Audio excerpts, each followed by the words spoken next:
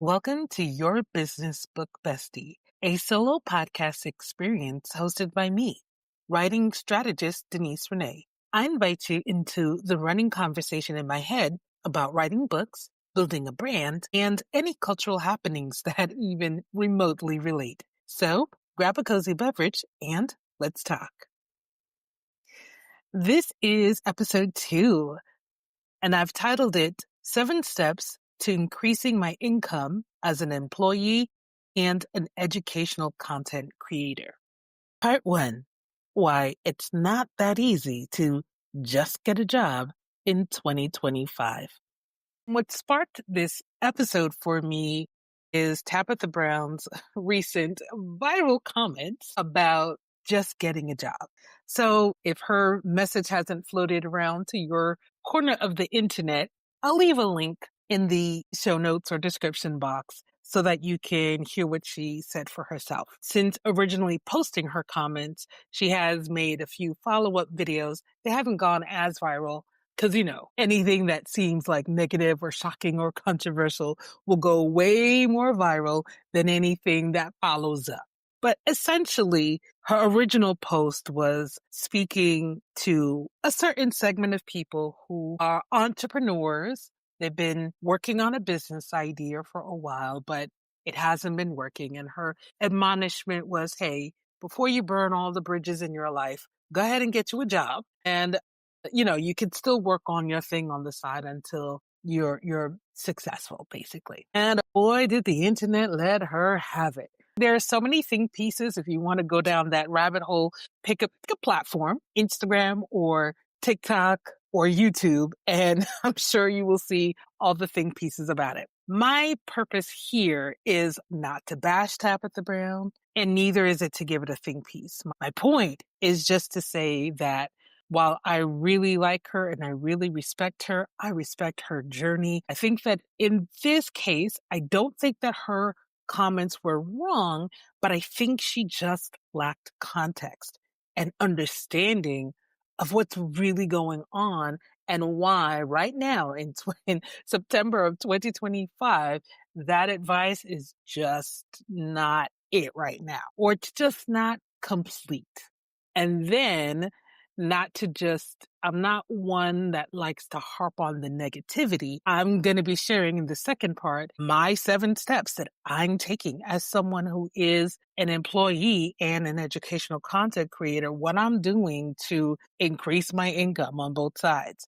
Now, like I said, I don't think Tabitha Brown was wrong. To be quite honest, in my very first episode of this podcast, I admitted that I am not an entrepreneur. Right? That is not my skill set, and it's not my drive and my desire. I more identify as a creative person. Years ago, I put out a music CD. I've always been into writing since I was like 8 years old. And now I'm finally coming to the space where I'm actually writing my own books, not just editing books for clients or ghostwriting books for clients or coaching them through writing their books. I'm actually now finally getting over my own internal fears and writing and publishing my own books. But still, even with that, as an artist, when I had my CDs years ago, I had to sell myself, right?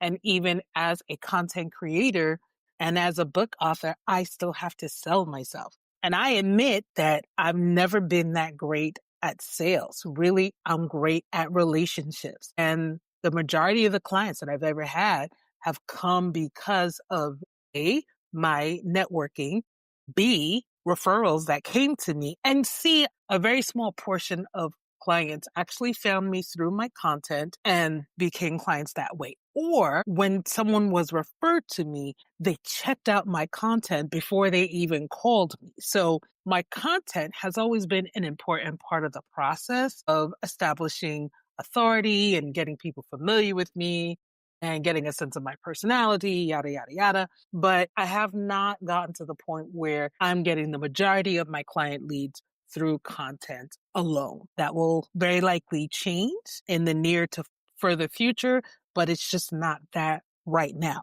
And I accept that, which is why I have a job. Actually, I had 2 jobs earlier this year, but if you're watching and listening to the news and hearing any trends about, tech layoffs and things like that. Yeah, definitely I have been up in the mix. So part of the reason why Tabitha Brown's advice simply wasn't hitting is because there are so many different social and political and economic forces at work that make right now one of the toughest job markets to find a job in. Unless you've been living under a rock, I'm sure you've heard all over the news more than 300,000 Black women have lost their jobs since January of 2025. A lot of those jobs have been in government sectors and have been in relationship to any diversity initiatives. Now, this is not to say that only Black women and only Black people have benefited from DEI initiatives. In fact, white women have benefited the most. So while culturally people would love to skew the narrative, I'm like, how could Black people be the majority recipients when only like 13% of the United States population at best? But anyway.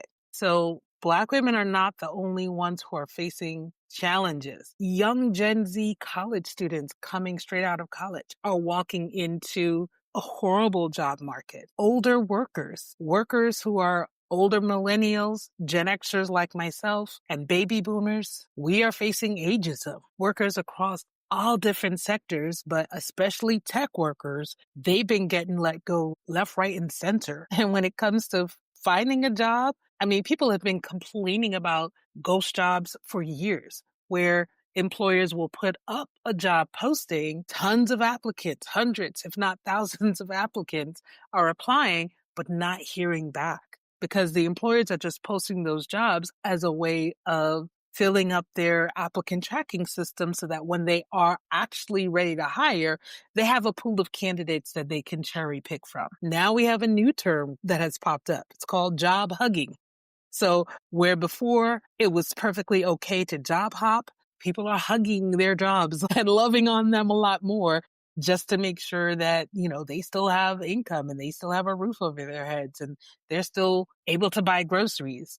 Well, let's not even get into how expensive groceries have become within the last 9 months. And that is affecting everyone across the board. Businesses are struggling. Brands are closing down. I mean, everyone is feeling it. Even Tabitha Brown herself. I mean, she came out at the beginning of January after Target, a major partner for her, came out and announced they were rolling back their DEI initiatives. I mean, she came on camera asking people like, hey, listen, I know you want to boycott, but you're going to be hurting the Black businesses that are there. So maybe if you could find it in your heart to just come in and shop just the Black brands, that'd be great. And people were like, nah, sis, we love you, however, comma.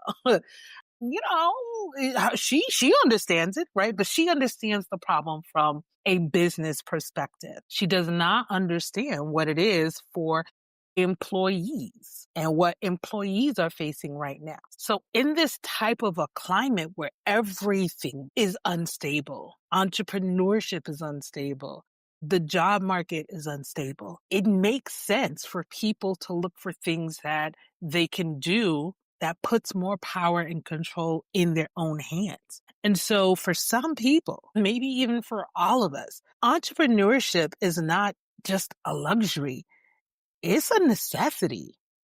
So to say to people, get a job and entrepreneurship may not be for you right now, entrepreneurship could very well be the thing that's standing between them and losing everything. It's like, we got to shake a leg. We got to do something. And for me personally, as someone who knows I don't have like all these fantastic entrepreneurial skills, it's very scary for me because I just feel an enormous amount of pressure that, girl, you got to figure this thing out.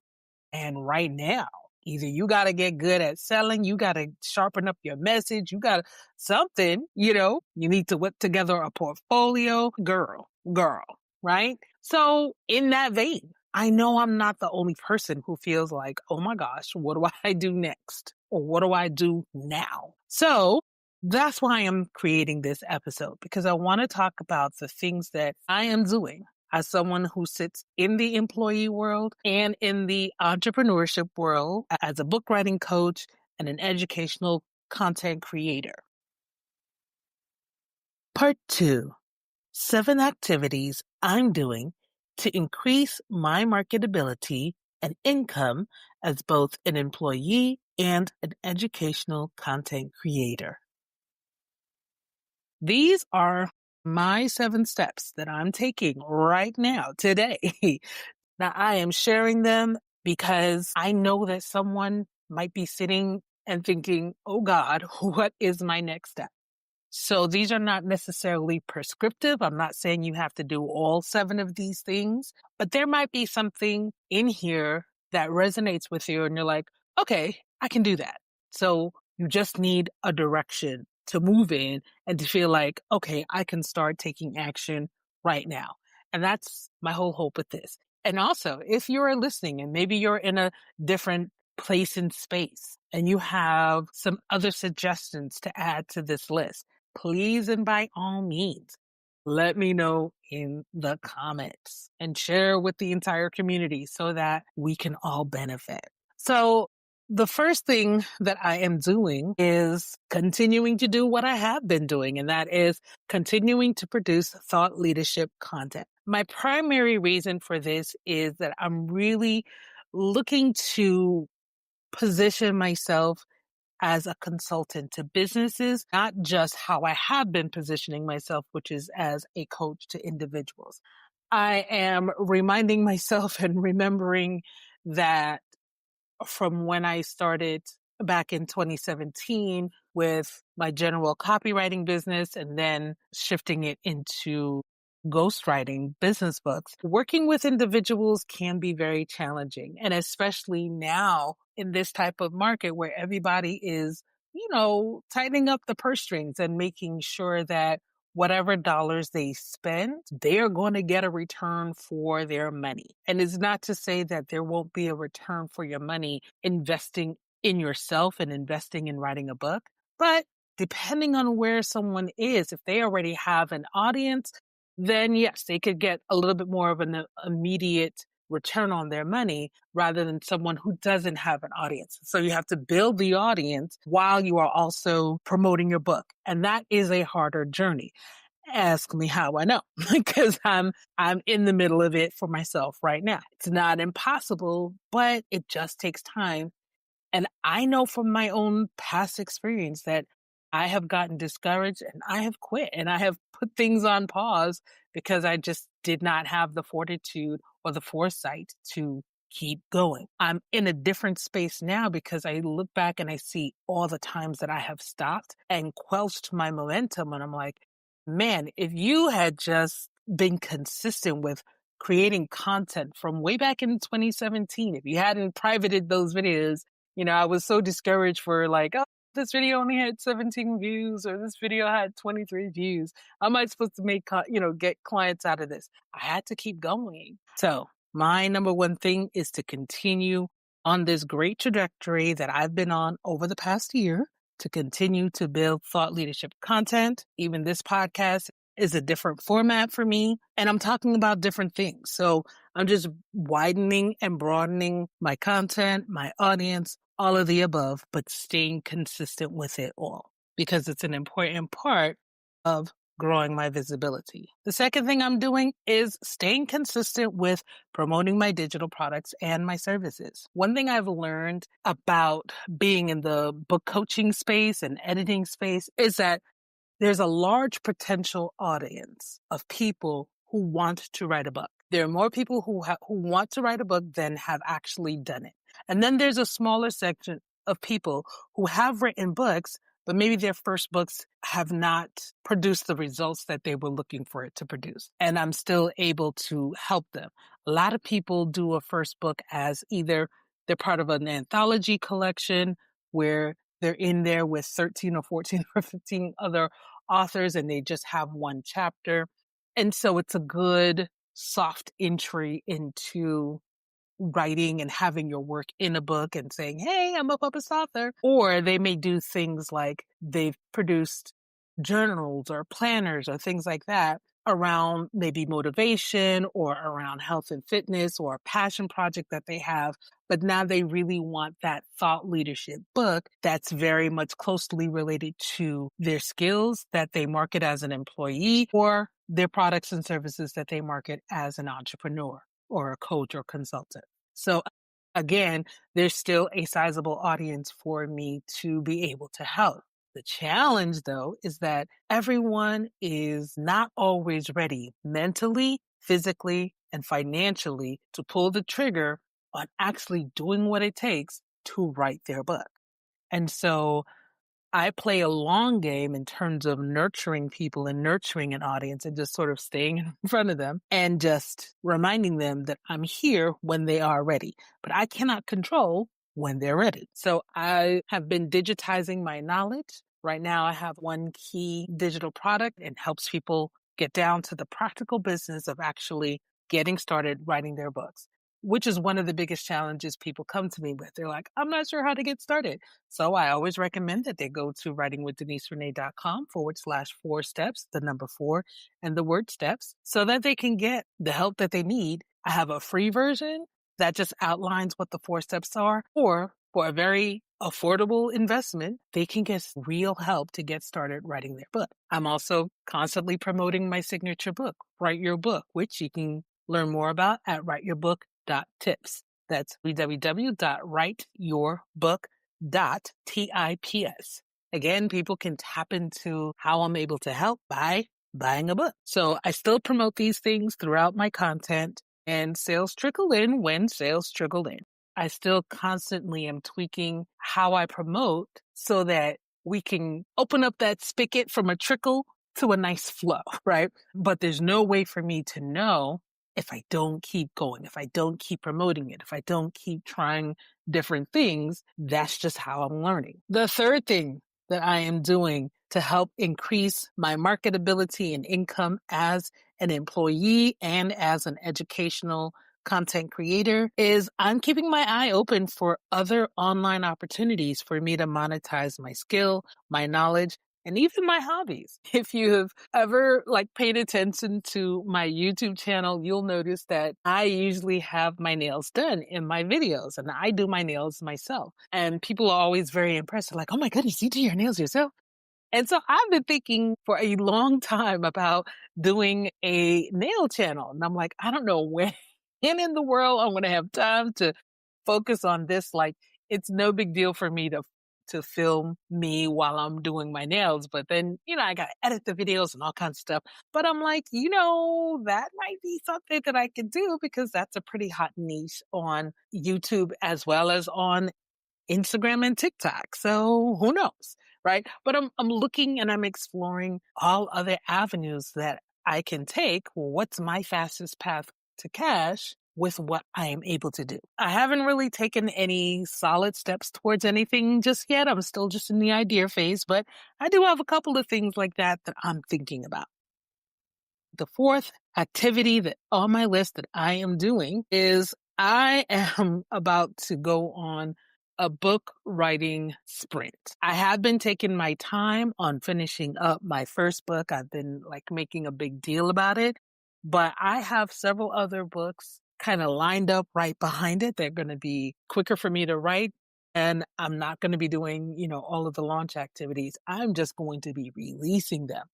And part of my strategy there is to, number one, make them shorter. Number two, really have them focused on specific markets, making them very hyper-focused on solutions that I can deliver to different segments. So as I said earlier, I'm not only looking to just be a coach to individuals, I really want to move into consulting with businesses and using my background as an educator. I mean, I do have a master's in teaching, and my skills definitely lend themselves into corporate training. So I have several topics that I know I can be a good corporate trainer for. So I'm going to be just writing books on those topics and then create content around those books. And basically the call to action in those videos will be grab a copy of this book, right? Where a person can get the full experience of what it is that I'm looking to share. And then my job at that point would be not only to create my own content to bring awareness, but also to get myself in front of the right audiences as a podcast guest, or maybe as providing a guest article on a blog or a publication to get in front of the right eyeballs so that I can create those inbound leads for those corporate training opportunities or corporate speaking opportunities. So activity number 5 on my list of 7 activities that I'm doing to increase my marketability and my income as both an employee and an educational content creator is, baby, I am job hugging. Okay. I am job hugging too. So like I said, I had 2 jobs at the outset of the year. I'm now down to 1. And while that one job does not do everything that it needs to do, I'm still holding on to it. And I'm really focusing on my metrics and making sure I've been improving my metrics so that I get to stay until I am ready to go. So listen, here's what it is. Number 6, I am on a job hunt, but I'm on a strategic job hunt. So for one thing, I'm not just looking in the traditional places like the LinkedIns and the Indeeds, but I'm also looking at non-traditional sources. Years ago when I was looking for a remote position, I used, what is that website? flexjobs.com. And I had a membership for about a year. So I think I'm about to give them another go, even though I didn't get anything out of it the last time, but that's because I got a job elsewhere. So then I was like, okay, I just let the membership go. But I was applying to jobs on there. But I also follow several job search content creators, and sometimes they're bringing awareness to me of companies I had never heard of, but they are very friendly to remote work. And even sometimes if the job that that person is highlighting in their video is not a job that I have the skills for, I still go ahead on their website and check out and see what they have available and what they are hiring for. They may be hiring for something else that is in my skill set wheelhouse. And so I just make a list and every now and then just check back with their website to see what might be new. Another thing that I'm doing is making sure that I'm only applying to the jobs that I really want to have. In the past, I've just gone ahead and just said, oh, well, I'll just apply to any and everything and take whatever I get. And when you take whatever you get, well, then you get whatever you get.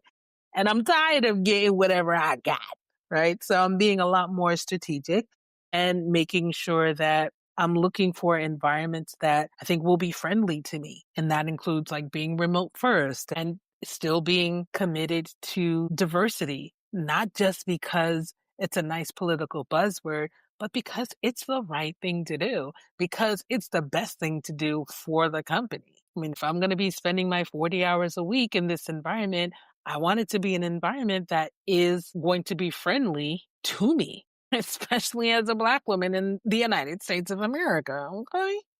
And the number 7 activity that I'm doing to increase my marketability and income as both an employee and an educational content creator, it's number 7, but honestly, it's really number 1 for me. And that is, I am being very intentional to combat the negative news. And I do that by just staying prayed up and staying positive. It is hard to stay positive when, to be honest, some things feel personal. I feel like I'm being personally attacked. Forces just do not want me to win. But I remember that they don't have the final say. So while I do keep an eye on different headlines, and of course, once you start looking at different headlines and stories in your algorithm, that's just what it loves to feed you. So when I start seeing 2 or 3 or 4 videos in a row about the same thing, 300,000 Black women lost their job and they're doing this and they're doing that. I'm like, okay, but nobody ever has something positive to say at the end. So I very quickly, after the second video, I'm like, okay, I don't need to keep watching this. Let's switch to a creator who, talks about things that are more upbeat and things like that. So I make sure I switch off of that and just make sure that my algorithm doesn't keep feeding me, sending me down the negative rabbit hole. Because honestly, I think that news media is just meant to keep us in fear. And I'm like, that is no way to live. So therefore, I combat that with prayer. And I know everybody has different spiritual practices and faith beliefs. I'm not trying to proselytize you. I'm just trying to tell you my experience. Prayer keeps me grounded and focused and remembering that with God, all things are possible. And not only that, I don't need to have all of the jobs in the world. I just need one.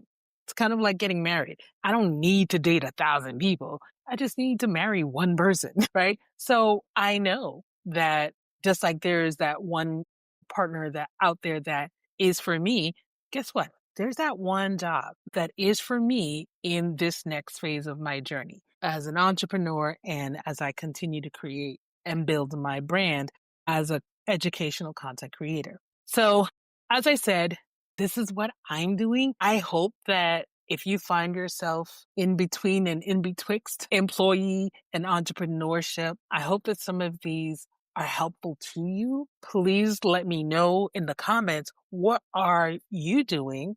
Or what are something else that you think that I should be doing and should be adding to my list?